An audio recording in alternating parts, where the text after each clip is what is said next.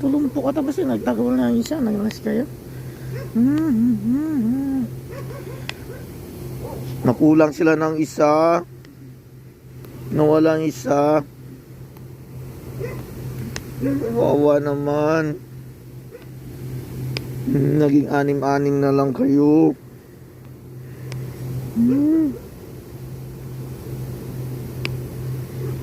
Sana na may nag-alaga na sa inyo.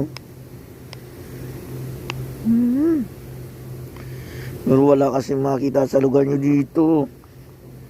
Kaya maging matatag kayo. Para may mag-a-adapt sa inyo, ha? Yung pagkain dinadala ko, hindi sapat. Nanay yung kasi kailangan din pakainin.